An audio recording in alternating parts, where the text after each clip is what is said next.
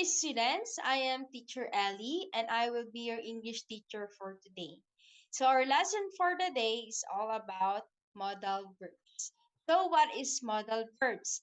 This is an auxiliary verb or helping verb that is used to express ability, probability, possibility, permission, prohibition, obligation, and many more. So, model of verbs are can, might, must, ought to, could, will, shall, have to, may, would, and should.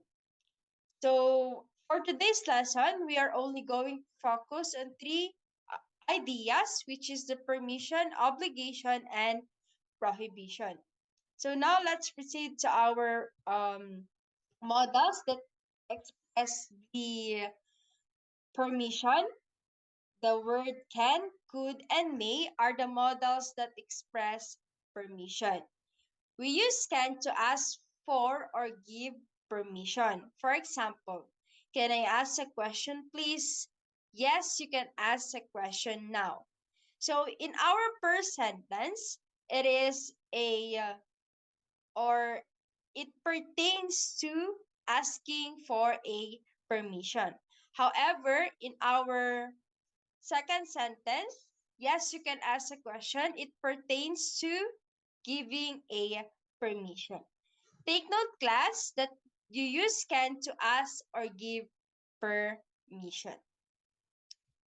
Next, we have the sorry, the word could. Could is more formal and polite than can. For example, could I ask a question, please? Could I ask for a glass of water, please? So instead of we use can, could is more polite and formal than can. So when we are asking or giving a permission, we should use the word could. Remember, we use could if we want to sound more formal and polite. Next, we have the word may. May is another more formal and polite way of asking for permission. Example, may I ask a question, please? May I go home now? So we use may uh, if we want to sound more formal and polite when we are asking a permission. So let's try.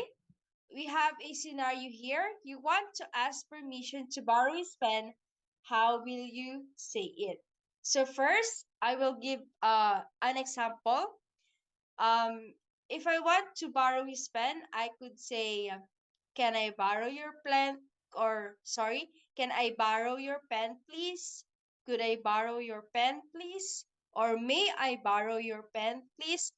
Or I can say by answering yes, you may, yes, you can, and yes, you could. Next, we have our sorry, we have our obligation. Models that express obligation are must and have to. We use must and have to say that it is necessary to do something. When we say necessary in Tagalog, it is kinakailangan or kailangan. For example, you must stop at the red light. Everyone must bring something to eat. Everyone have to follow the law. So uh, in our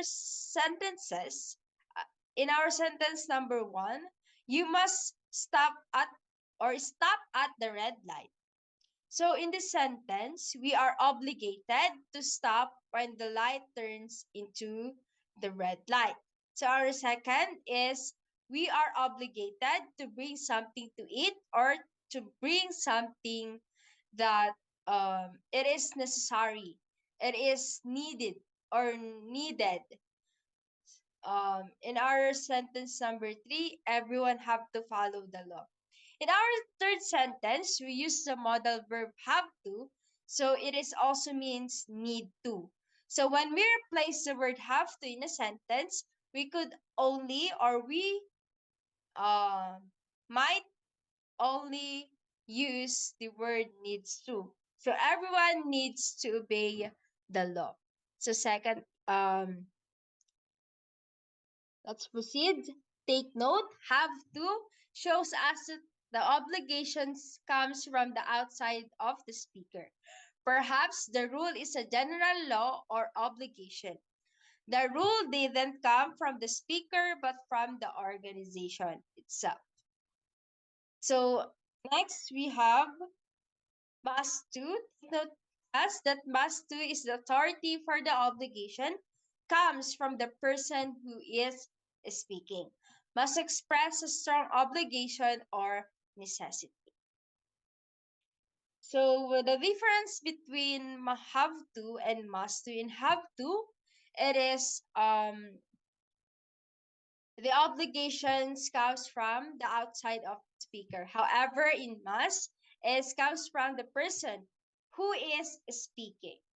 Now, let us proceed. Sorry, we have also the models of obligation used to express strict responsibility that means you cannot do with it.